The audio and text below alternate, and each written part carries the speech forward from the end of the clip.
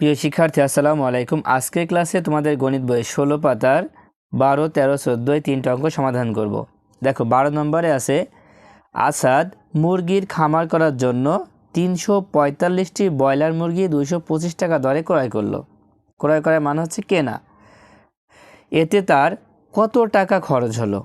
দেখো আসাদ কি করলো, তার খামারের জন্য 345টি ব্রয়লার মুরগি কিনলো, যার প্রতিটির দাম হচ্ছে 225 টাকা।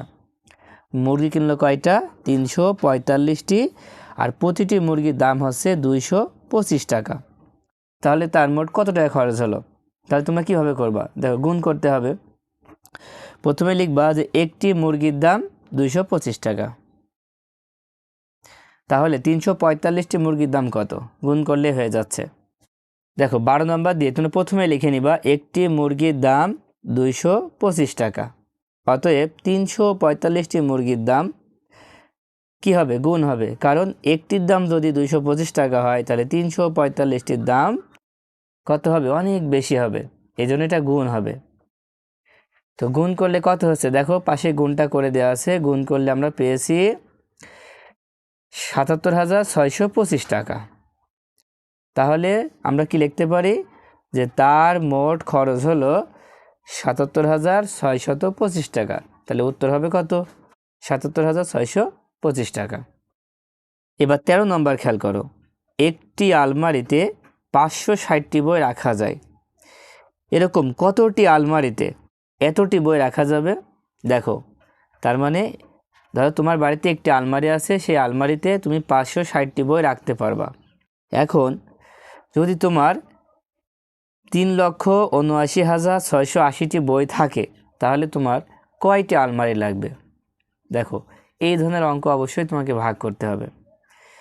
তো ভাগ করার জন্য তুমি প্রথমে কিভাবে লিখবা? তোমরা লিখবা হচ্ছে যে 560টি বই রাখা যায় একটি আলমারিতে, অতএব এতটি বই রাখা যায়, কি করবা?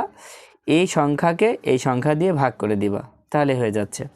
দেখো 13 নম্বর দিয়ে তোমরা প্রথমে লিখবা যে 560টি বই রাখা যায় একটি আলমারিতে, অতএব 3,79,680টি বই রাখা যায়। দেখো 3,79,680 ভাগ 560, তার মানে 560 দিয়ে যদি এই সংখ্যাটাকে ভাগ করা হয় তাহলে কত হয়? দেখো এখানে ভাগটা করা আছে, তোমরা দেখে নিও।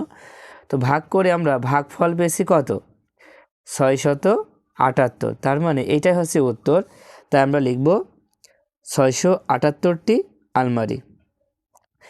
দেখো 3,79,680টি বই রাখার জন্য আলমারি লাগবে হচ্ছে 678টি। তো অতএব 678টি আলমারিতে বই রাখা যাবে, উত্তর হচ্ছে 678টি। আচ্ছা এবার 14 নম্বরটা খেয়াল করো, একজন পেঁয়াজ ব্যবসায়ী 1,880 টাকা দরে 1,264 বস্তা পেঁয়াজ ক্রয় করলেন। ক্রয় মানে কি? কেনা।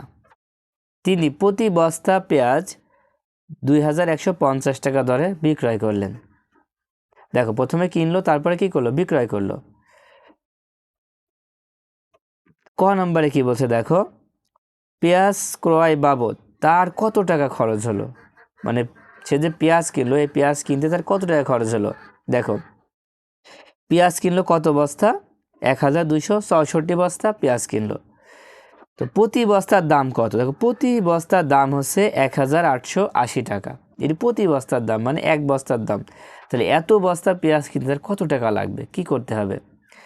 যদি এক বস্তা পেঁয়াজের দাম যদি 1,880 টাকা হয়, তাহলে 1,264 বস্তার দাম অনেক বেশি হবে। কি করবা? গুণ করবা।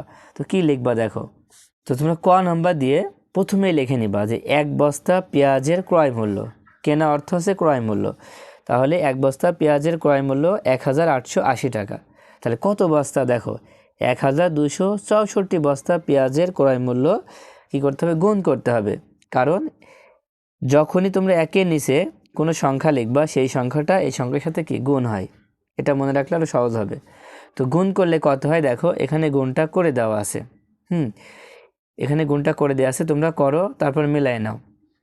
তো গুণ করে আমরা কত পেয়েছি? দেখো একক, দশক, শতক, হাজার, অযুত, লক্ষ, নিযুত, তার মানে 23,76,320 টাকা।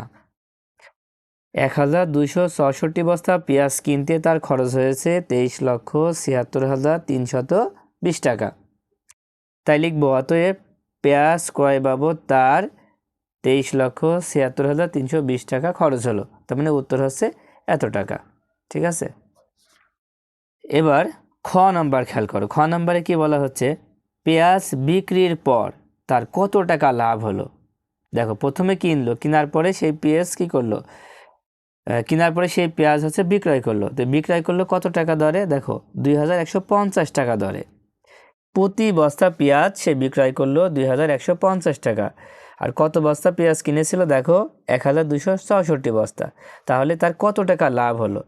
তাহলে কিভাবে তোমরা শুরু করবা, দেখো দেখো খ নাম্বার দিয়ে প্রথমে তোমরা লিখে নিবা যে এক বস্তা পেঁয়াজের বিক্রয় মূল্য 2150 টাকা। তাহলে কত বস্তা ছিল, দেখো 1264 বস্তা পেঁয়াজের বিক্রয় মূল্য। কীভাবে গুণ হবে, কারণ এক বস্তার দাম যদি এত টাকা হয় তাহলে 1264 বস্তার দাম অনেক বেশি হবে। তো গুণ করলে কত হয়, দেখো এখানে গুণটা করে দেওয়া আছে। গুণ করলে হবে হচ্ছে 27,17,600 টাকা। এটা কি বিক্রয় মূল্য। তো বিক্রয় মূল্য তো আমাদের বের করা হয়ে গেল, কিন্তু আমাদের উত্তর এসেছে কি যে কত টাকা লাভ হবে। তো লাভ বের করতে হলে তোমাকে বিক্রয় মূল্য জানতে হবে, আবার ক্রয় মূল্যও জানতে হবে। তো ক্রয় মূল্য আমরা কোথায় পেয়েছিলাম, দেখো দেখো 14 ক নাম্বারে আমরা কিন্তু ক্রয় মূল্য পেয়েছিলাম। এখানে ক্রয় মূল্য কত পেয়েছিলাম, যে 23,76,320 টাকা। তো প্রথমে আমরা এটা লিখে নিব। দেখো তোমরা লিখে নিবা যে ক হতে পেঁয়াজের ক্রয় মূল্য 23,76,320 টাকা।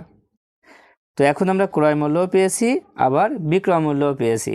তো ক্রয় মূল্য এবং বিক্রয় মূল্য যদি তোমার জানা থাকে যে তুমি কত টাকায় কিনেছো আর কত টাকায় বিক্রয় করছো, এটা যদি তোমার জানা থাকে তাহলে তুমি লাভ বের করতে পারবা। তো এবার কী করবা, যে লাভ হলো দিয়ে কি করবা, যে বিক্রয় মূল্য থেকে ক্রয় মূল্য বিয়োগ করবা।